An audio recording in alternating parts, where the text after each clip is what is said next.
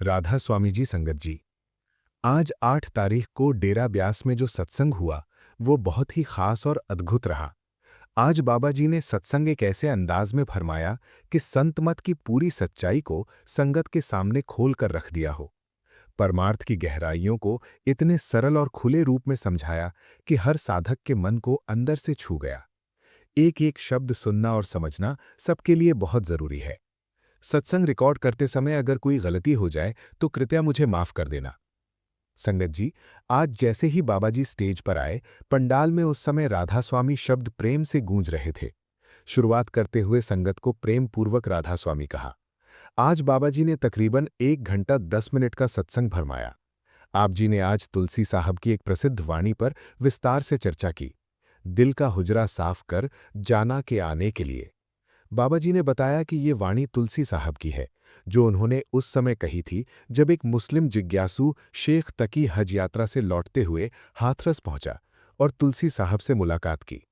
बाबा जी ने समझाया कि हम बार बार वाणी पढ़ते हैं, शब्द सुनते हैं, लेकिन जब तक मन पर नियंत्रण नहीं होता तब तक हम उस मार्ग पर नहीं चल सकते जिसे संतमत दिखाता है। तुलसी साहब उस समय शेख तकी को ये कहकर समझा रहे थे कि अगर तू मालिक के साथ मिलन चाहता है तो पहले उस स्थान को साफ कर जहां मालिक आकर टिक सके, यानी अपने दिल के हुजरे को साफ कर। दिल का हुजरा मतलब वो अंदर का कोना जहां आत्मा रहती है, जहां मालिक का प्रकाश उतर सकता है। लेकिन जब तक ये कोना साफ नहीं होगा, मालिक वहां नहीं आएगा। बाबा जी ने कहा, हम लोग तो बाहर के शरीर को संवारने में लगे रहते हैं, अच्छे से अच्छे कपड़े पहनते हैं, रंग रूप को निखारने में लगे रहते हैं, लेकिन मन की हमें कोई खबर नहीं। मन अंदर से गंदा है, मैला है, जन्मों के कर्मों की मैल लिए हम घूम रहे हैं। अब बताइए, अगर कमरा ही गंदा होगा तो उसमें कोई मेहमान कैसे टिकेगा? बाबा जी ने फरमाया, जहां देखा तहां दीन दयाला, आए न जाए प्रभु कृपाला। मालिक तो हर जगह मौजूद है, वो न आता है न जाता है, लेकिन कमी हमारी तरफ से है। अगर हम खुद को काबिल नहीं बनाएंगे तो वो मालिक भला हमें कैसे अपनाएगा? हमारा ध्यान पूरी तरह इस संसार की चकाचौंध में उलझा हुआ है। बस इसी मोह माया में हम मालिक से दूर हो गए हैं। बाबा जी बोले, यहां आने के बाद हम हर किसी को अपना समझ बैठे हैं, लेकिन असल में वो पराए हैं। हुजूर महाराज जी अक्सर कहते थे कि ये दुनियावी रिश्ते कर्ज के रिश्ते हैं। जो आज अपने लगते हैं वही कल सबसे पहले मुंह मोड़ लेते हैं। हुजूर उन्हें मीठे ठग कहा करते थे। बाबा जी ने समझाया, चोर वो है जो अंधेरे में चुपके से आकर चोरी कर ले जाए। डकैत वो है जो बंदूक की नोक पर सब कुछ लूट ले। और ठग वो है जो मीठी मीठी बातें करते अपना बनाकर धोखा दे जाएं। इसीलिए इन रिश्तों को मीठे ठग कहा गया है। जब स्वार्थ खत्म होता है तो अपना कहलाने वाला बेटा भी पिता को पहचानने से इनकार कर देता है। बाबा जी ने कहा, जब तक किसी को जरूरत होती है तब तक वो साथ चलता है, लेकिन जरा सा काम खत्म हुआ नहीं कि सब कुछ बदल जाता है। बाबा जी बोले, हम अपनी जिंदगी का 90% हिस्सा इस दुनिया को देते हैं और केवल 10% मालिक के लिए बचाते हैं, और वो 10% देने में भी हम बहाने बनाने लगते हैं। सवाल उठता है कि मालिक को क्या दें? तो बाबा जी ने फरमाया, मालिक को देने के लिए हमें अपने भीतर से जुड़ना होगा, सत्संग और सुमिरन को समय देना होगा। लेकिन हम गिनती में फंसे रहते हैं कि आज कितना किया, कितने दिन हो गए, कितने घंटे हम बैठे, और ये गिनती हमारी रुकावट बन जाती है। बाबा जी ने फरमाया, राम गयो रावण गयो, जाको सो परिवार। बाबा जी बोले, एक दिन सबने साथ छोड़ देना है, एक दिन सबको इस संसार से विदा लेना है। तो साथ कौन जाएगा? नाम रहे साधु रहे, हो रहे यो गुरु गोविंद। यानी जो मालिक है वही रिश्ता है जो हमेशा साथ निभाएगा। आगे बाबा जी ने कहा, हमें उस मालिक से रिश्ता जोड़ना है। बाबा जी ने एक और बड़ी सुंदर बात कही। हम कई दुकानों में जाते हैं, वहां 4-5 संतों की तस्वीरें टंगी होती हैं। हम सोचते हैं अगर एक नहीं सुनेगा तो दूसरा कुछ कर देगा। बाबा जी ने साफ किया, एक पिता एक ही होता है। बाबा जी बोले, मालिक एक है और हम सब उस एक के बच्चे हैं। जब तक हम उसी एक से नहीं जुड़ते तब तक हमारा जीवन अधूरा है। हम अक्सर खुद को बच्चा कहते हैं। ये शब्द यूं ही नहीं, ये इस ओर इशारा करता है कि हमें अपने उस असली पिता से रिश्ता जोड़ना है जिसने हमें जन्म दिया, जो संपूर्ण जगत का स्वामी है। संत जनों ने कहा है, हो जिसकी आस कर मन मेरे, जो सबका स्वामी रहे समाये। हमें उसी एक मालिक से आस लगानी है जिसने ये पूरा संसार रचा है और जो हर जीव के भीतर समाया हुआ है। तुलसी साहब कहते हैं, अपने हृदय को दर्पण बना और उसमें सच्चाई को पहचान। वो कहते हैं कि तमाशा वो होता है जिसमें कोई सच्चाई न हो। ये जो संसार है ये भी एक तमाशा ही तो है। हर एक को अपनी अपनी भूमिका निभाने के लिए भेजा गया है। जब तक मंच पर है तब तक अभिनय चलता है, लेकिन जैसे ही पर्दा गिरता है, न कोई बाप रहता है, न कोई पुत्र, न पुत्री, न कोई भाई, न कोई बहन। सब किरदार वहीं खत्म हो जाते हैं। हम अक्सर सोचते हैं कि शायद हमें जो किरदार मिला है वो स्थायी है, लेकिन जैसे ही समय पूरा होता है, हमें इस रंगमंच से जाना पड़ता है और हमारी पहचान, हमारे रिश्ते सब पीछे छूट जाते हैं। फिर हम न किसी के भाई, न बहन, न बाप, कुछ नहीं रह जाते। बाबा जी समझाते हैं, कर्म ही वो वस्त्र हैं जो हमने पहन रखे हैं। हमारे अच्छे बुरे कर्म ही हमारे इस शरीर को गढ़ते हैं। कर्मों से ही फैसला होता है कि हमें कौन सा शरीर मिलेगा। लेकिन यहाँ आकर हम अपनी असली जिम्मेदारी को भूलकर दुनियावी इच्छाओं की गठरी लेकर मालिक के दरबार में खड़े हो जाते हैं। बाबा जी बोले, बिना आत्मिक साधना के हम कभी इस जन्म मरण के चक्र से मुक्त नहीं हो सकते। बाबा जी समझाते हैं कि ये पूरा संसार माया का जाल है जो हमारे मन को बांध लेता है। हम अपनी असली मंजिल भूल जाते हैं। कभी कभी हम मालिक से ही पूछ बैठते हैं, हमें इस संसार में क्यों भेजा। लेकिन क्या कभी हमने सोचा कि मालिक ने हमें विवेक दिया है, सोचने समझने की शक्ति दी है। अच्छे बुरे की पहचान हम कर सकते हैं। जानवरों में सोचने की शक्ति नहीं होती, वे केवल प्रतिक्रिया देते हैं। लेकिन मनुष्य को ये ताकत दी गई है ताकि वो सोच समझकर अपने जीवन का उद्देश्य पहचान सके और उसकी ओर बढ़ सके। बाबा जी बोले, हमारे उठाए हर कदम का एक मकसद होता है। वो या तो मंजिल की ओर ले जाता है या उसे भटका देता है। कभी रुककर अपने अंतर्मन से पूछा है, मालिक ने मुझे ये जीवन क्यों दिया? क्या हम कभी अपने ध्यान को मालिक में स्थिर कर सके हैं? बाबा जी कहते हैं, अगर अंत समय में ध्यान मालिक की ओर होगा तो अंत समय में वही हमें लेने आएगा। लेकिन यदि अंत समय में भी ध्यान इस दुनिया की ओर ही रहा तो हमें फिर से जन्म लेना पड़ेगा। हम हमेशा सुख की तलाश में रहते हैं, मगर परिणाम स्वरूप हमें दुख ही हाथ लगता है। माया से मिलने वाला सुख कभी स्थायी नहीं होता। हम कुछ भी मांगते हैं, वो या तो दुख में बदल जाता है या संतोष नहीं देता। बाबा जी ने समझाया कि ये मनुष्य जीवन सिर्फ एक ही लक्ष्य के लिए मिला है और वो है मालिक की प्राप्ति। मीराबाई जी ने बड़ी सुंदर बात कही थी, धनवंते दुखी सभी निर्धन दुख का रूप। मतलब चाहे कोई धनवान हो या गरीब, सब दुख में ही डूबे हैं, क्योंकि सब माया में उलझे हैं। जब तक हम माया के इस जाल में फंसे रहेंगे, तब तक ये जन्म मरण का सिलसिला चलता रहेगा। शांति मन में तभी आएगी जब हम भीतर उस मालिक की पहचान कर सकेंगे। साध सुखी सहजों कहे, जिन पायों भेद अनूप। सच्ची खुशी बाहर की किसी चीज में नहीं, वो तो भीतर की स्थिरता में है। जब तक मन स्थिर नहीं होगा, संतोष नहीं मिलेगा। बाबा जी कहते हैं, हम जो कुछ भी करते हैं वो बाहर की क्रियाएं होती हैं। इन क्रियाओं से मन शांत नहीं होता, बल्कि और उलझता है। हमें जो कुछ भी मिला है हम उसे संभाल नहीं सकते और उल्टा और ज्यादा मांगते रहते हैं। बाबा जी स्पष्ट करते हैं, मालिक कभी कोई गलती नहीं करता। जो देता है सोच समझ कर देता है। अब हमारा फर्ज बनता है कि हम उसकी बख्शीश की कद्र करें, उसे संभालें। अगर हम दिए हुए का सही उपयोग करेंगे तो जीवन का उद्देश्य स्वयं ही पूर्ण हो जाएगा। हमें कुछ और मांगने की जरूरत नहीं है, बल्कि सिर्फ मालिक का शुक्रिया अदा करना चाहिए। बाबा जी कहते हैं, जिस दिन हम सच में शुक्रगुजार हो गए, उस दिन से मालिक हमारी हर जिम्मेदारी खुद उठाएगा। जैसे माँ बाप अपने बच्चों में फर्क नहीं करते, सबके लिए एक जैसा प्रेम और संपत्ति होती है। लेकिन अगर कोई बच्चा उस संपत्ति को बिगाड़ दे तो माँ बाप क्या करें? इसी तरह कभी कभी मालिक भी अपने हाथ पीछे कर लेता है ताकि हम संभल जाएं, समझ जाएं कि जो हमें मिला है वो व्यर्थ ना हो। बाबा जी बार बार यही दोहराते हैं, शुक्र करो और देखो मालिक कैसे तुम्हारा हर कदम संभालता है। बाबा जी कहते हैं, मालिक ने हमें सब कुछ बड़ी समझदारी से दिया है। हमें आंखें दी हैं ताकि हम दुनिया की सुंदरता को सराह सकें। मगर हुआ क्या, हमने उन्हीं आंखों से मोह माया की चीजें देखकर इच्छाओं की एक लंबी लिस्ट बना ली। बाबा जी समझाते हैं, देखो ये जीवन एक गिलास की तरह है।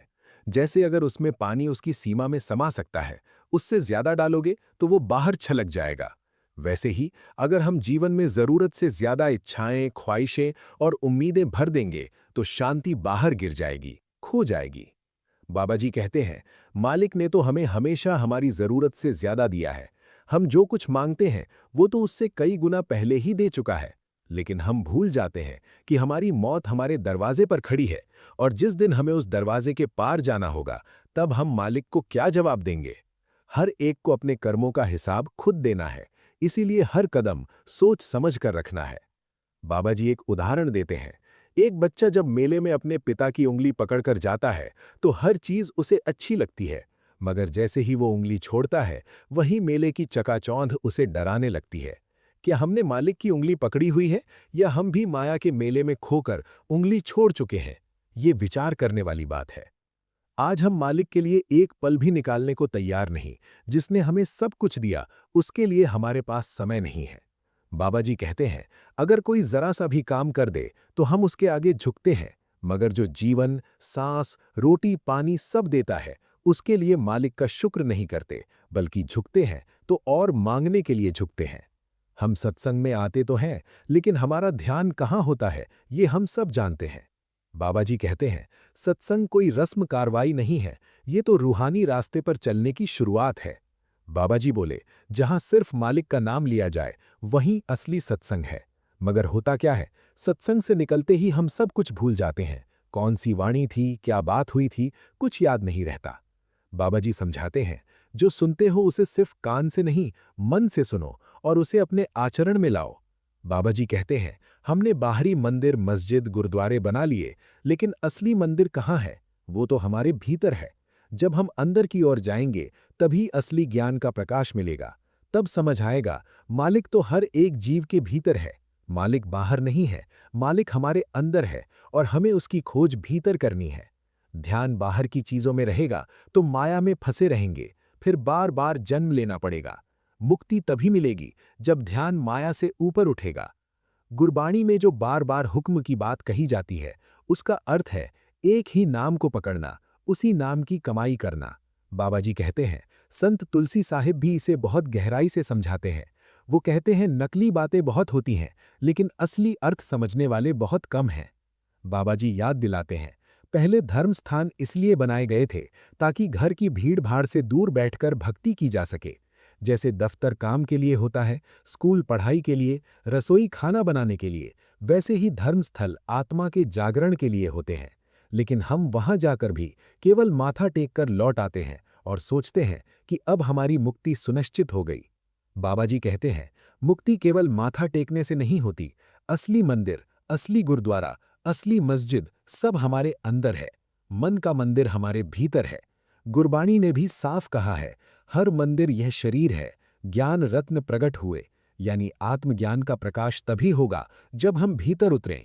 जब हम अंदर की यात्रा पर जाएंगे, तभी समझ पाएंगे कि हर प्राणी में वही परमात्मा बसता है। तभी सच्चा अनुभव होगा। नर नारायणी देही कहीं के बखान कीता है। बाबा जी बोले, कुदरती काबा मेरे अंदर है। बाबा जी ने एक बहुत प्यारा उदाहरण दिया। कुदरती काबे में सुन, मेहराब में सुन, गौर से आ रही है वो आवाज ऊपर से, तेरे बुलाने के लिए। बाबा जी कहते हैं, जब हम भीतर जाएंगे तो वही ध्वनि, वही अनहद नाद सुनाई देगा, वही शांति, वही आनंद जिसे शब्दों में नहीं बताया जा सकता। बाबा जी समझाते हैं, जैसे हम शाम की सैर पर निकले हों और रास्ता भटक जाए, वैसे ही जिंदगी की राह पर भी हम भटक सकते हैं। लेकिन अगर हमने उस अनहद नाद को पहचान लिया, उस आवाज को सुन लिया, तो वो हमें वापस सही रास्ते पर ले आएगी। बाबा जी फरमाते हैं, हमें बार बार समझाया जाता है कि वापस उसी रास्ते की ओर लौट चलें जहां से हमारी असल यात्रा शुरू हुई थी। ये कोई नया रास्ता नहीं, बल्कि वही पुराना रास्ता है जो हमें ऊंचाई की ओर, ऊपर की मंजिलों की तरफ ले जाता है। ये रास्ता उस ध्वनि से जुड़ा है, उस आत्मिक धुन से, जिसे धुन, बांगे इलाही और बांगे आसमानी भी कहा गया है। हर धर्म, हर मजहब इस ध्वनि की अपनी अपनी भाषा में चर्चा करता आया है। लेकिन हमने क्या किया? हम बैठकर सोचने लगते हैं और फिर उलझ जाते हैं।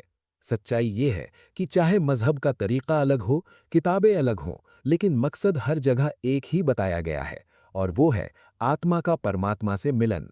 बाबा जी ने इस सिलसिले में बाइबल की एक लाइन का जिक्र किया, सिर्फ सुनने वाले नहीं, बल्कि उस नाम की कमाई करने वाले बनो। बाबा जी बोले, सभी धर्म उसी नाम, उसी ध्वनि और उसी नूर की बात करते हैं। बाबा जी बोले, जब बाइबल में आता है कि हमारी सारी देह एक नूर से रोशन हो जाए और एक आंख से देखें, तो इसका क्या मतलब है? बाबा जी समझाते हैं कि इसका अर्थ ये नहीं कि अपनी दो आंखें निकाल दो, बल्कि ये है कि इन दो आंखों को बंद करके उस तीसरी आंख, उस अंदरूनी देखने की शक्ति पर ध्यान दो, उस जगह पर जहां आत्मिक अनुभव शुरू होता है।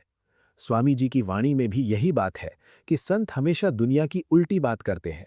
दुनिया कहती है जीना सीखो, संत कहते हैं मरना सीखो, दुनिया कहती है बाहर की सुनो, संत कहते हैं बाहर की नहीं, भीतर की सुनो। यही उल्टा रास्ता अपनाकर ही हम जीते जी मरने की कला सीख सकते हैं। और ये कला तभी आती है जब हम नाम की कमाई करते हैं, जब हम शब्द के साथ जुड़ते हैं। बाबा जी कहते हैं, तू किसे ढूंढता फिर रहा है? बाहर बाहर जो तेरा है वो तुझ में ही है। ये रिश्ता शरीर का नहीं, आत्मा का है। इसीलिए ही वाणी में कहा गया है, आत्मा में राम, राम में आत्मा। यानी आत्मा और परमात्मा अलग नहीं है। लेकिन इस गहरे रहस्य को बहुत कम लोग ही समझ पाते हैं। बाबा जी एक सुंदर उदाहरण देते हैं। सूरज एक ही होता है, लेकिन उसकी किरणें असंख्य होती हैं।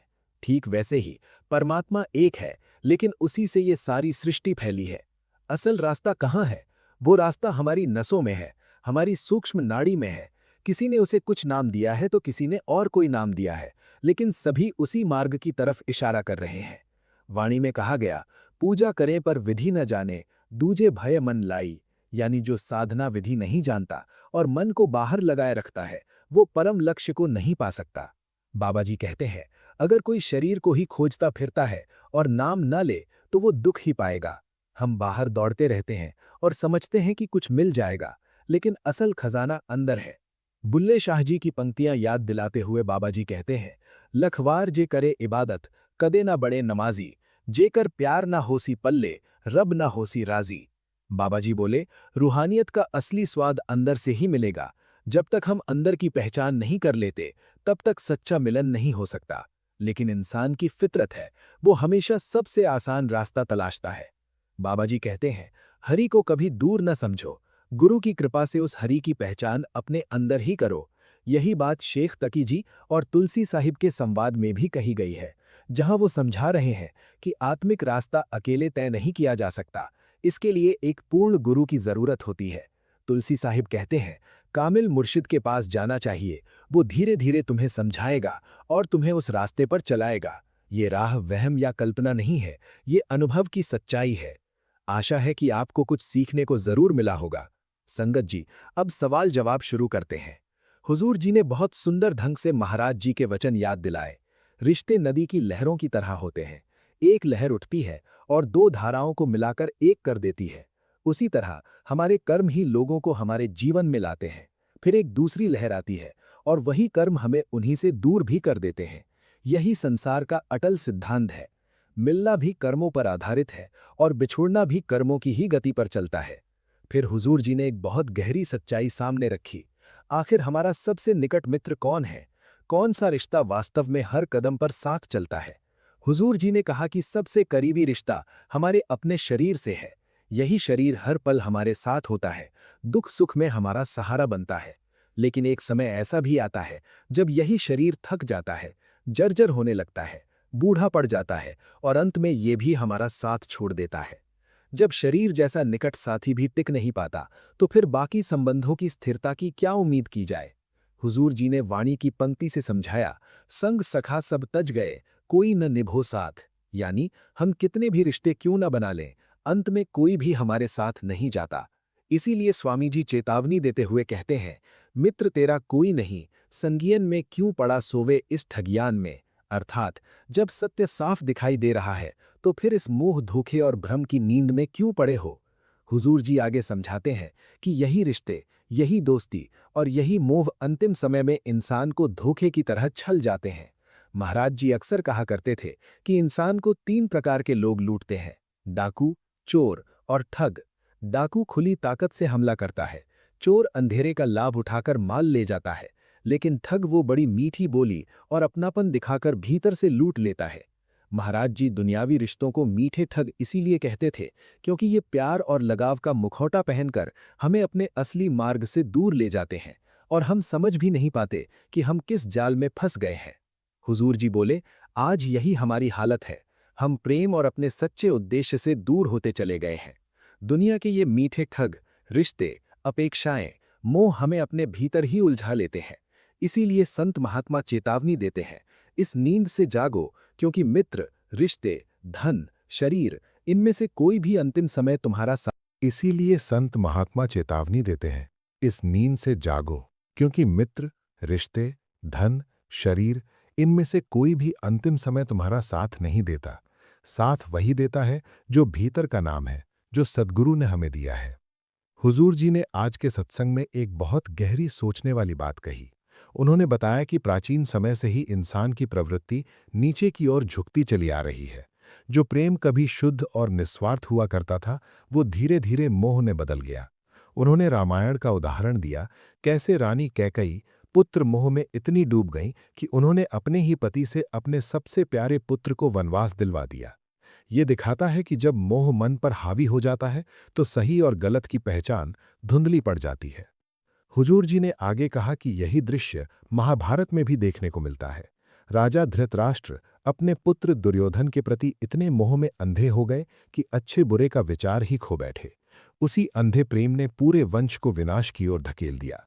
इतिहास का सबसे भीषण युद्ध महाभारत दरअसल मोह की ही उपज था। हुजूर जी ने बहुत करुणा से कहा कि आज के दौर में शुद्ध, निर्मल और निस्वार्थ प्रेम लगभग समाप्त हो चुका है। जो दिखाई देता है वो प्रेम नहीं, मोह है। मोह हमेशा अपेक्षाओं से बंधा होता है। हम हर रिश्ते में कुछ पाने की आशा लेकर ही प्रवेश करते हैं कि कोई हमें समझे, कोई हमारा सहारा बने, हमारे मन की इच्छाएं पूरी करे। और जब ये अपेक्षाएं पूरी नहीं होती तो मन टूटने लगता है, दिल पर शिकायत और दुख की परतें जमने लगती हैं। संगत जी, सत्संग में आगे हुजूर जी ने बताया कि प्रेम जो कभी पवित्र और निष्काम था, आज हमने उसे माया और स्वार्थ की दीवारों में सीमित कर दिया है। आज संबंधों में त्याग और अपनापन की जगह लेन देन ने ले ली है। उन्होंने उदाहरण देते हुए कहा, आज बेटा अपने पिता से अपेक्षा रखता है कि वो उसकी हर इच्छा का ख्याल रखे, और पिता बेटे से उम्मीद करता है कि वो उसकी हर बात और उम्मीद पर खरा उतरे। जब दोनों की अपेक्षाएं अधूरी रह जाती हैं तो घर में प्रेम के स्थान पर तनाव, तकरार और मनमुटाव बसने लगता है। जहां प्रेम होना चाहिए था, वहां शिकायतों और झगड़ों का माहौल बन जाता है। हुजूर जी ने आगे एक सरल उदाहरण के माध्यम से समझाया। अक्सर सास ये सोचकर नई बहू को घर में लाती है कि ये लड़की परिवार का सहारा बनेगी, घर को संभालेगी और रिश्तों को जोड़े रखेगी। दूसरी ओर बहू अपने मन में उम्मीद रखती है कि सास उसे अपनी बेटी की तरह अपनाएगी, स्नेह देगी। लेकिन जब दोनों की इच्छाएं पूरी नहीं होती तो मन में हल्का सा खिंचाव शुरू होकर धीरे धीरे दूरी, दुख और कड़वाहट पैदा होने लगती है। इसके बाद हुजूर जी ने पूछा, रिश्ते आखिर हमें सिखाते क्या है? उन्होंने कहा, जब एक शिष्य अपने गुरु से सच्चा, निर्मल और स्वार्थ रहित प्रेम करता है तो वो संसार की मोह ममता से बच जाता है। मुर्शिद से मिला हुआ प्रेम ऐसा दीपक है जो इंसान को इस दुनिया के दलदल में डूबने नहीं देता।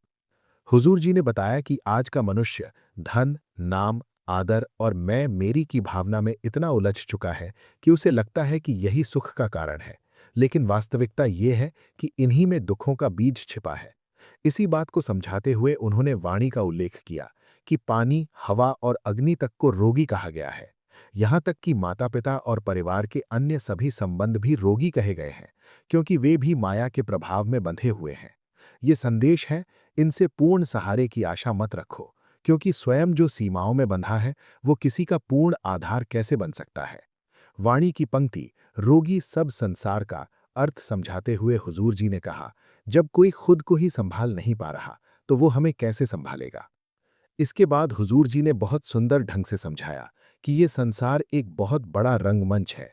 यहाँ हर व्यक्ति एक भूमिका अदा कर रहा है। किसी को पिता का किरदार मिला है, किसी को माँ का, कोई भाई बहन बनकर आया है, कोई मित्र बनकर। पर इंसान अपने पात्र में इतना डूब जाता है कि असली स्वरूप, अपनी वास्तविक पहचान ही भूल जाता है। जैसे एक फिल्म में कलाकार अपने किरदार में डूब जाता है, वैसा ही हाल इंसान का भी है। इंसान भी अपने इस झूठे किरदार में डूब गया है। इंसान को लगता है यही किरदार हमारी सच्चाई है, लेकिन ये एक भ्रम है। इस नाटक का निर्देशक, इस संपूर्ण लीला का संचालक परमपिता परमेश्वर है। और जब उसका आदेश आता है, जब किसी पात्र की भूमिका पूरी हो जाती है तो उसे इस मंच से जाना ही पड़ता है। उस क्षण ना कोई पिता रहता है, ना माँ, ना भाई, ना बहन। सारी भूमिकाएं यहीं शरीर के साथ समाप्त हो जाती हैं। लेकिन इंसान इस दुनिया में आकर ये मान बैठा है कि वो हमेशा यहाँ रहेगा, मानो ये मंच ही उसका स्थायी घर हो। हुजूर जी ने वाणी का संदर्भ देकर इसे स्पष्ट किया, राम गयो रावण गयो, जाको बहु परिवार। हुजूर जी ने कहा, जब राम जैसे तेजस्वी महापुरुष और रावण जैसे पराक्रमी लोग भी इस धरती पर स्थायी नहीं रहे तो फिर सोचना चाहिए यहाँ कौन सगा रह सकता है। ये दुनिया तो एक क्षण भर का खेल है। अविनाशी केवल एक ही है, नाम, शब्द। वही हमारा सच्चा साथी है, वही हमारा असली सहारा है, वही एकमात्र मित्र है जो हर जन्म जन्मांतर में हमारे साथ चलता है। हुजूर जी ने आगे समझाया कि यदि हम सत्संग को उसी ध्यान और आदर के साथ सुने, जैसे किसी महत्वपूर्ण बैठक या जरूरी सभा को सुनते हैं, और फिर घर जाकर उसके अनुसार जीवन में परिवर्तन लाना शुरू कर दें, तो वहीं से हमारे भीतर असली बदलाव की शुरुआत हो सकती है। राधा स्वामी जी।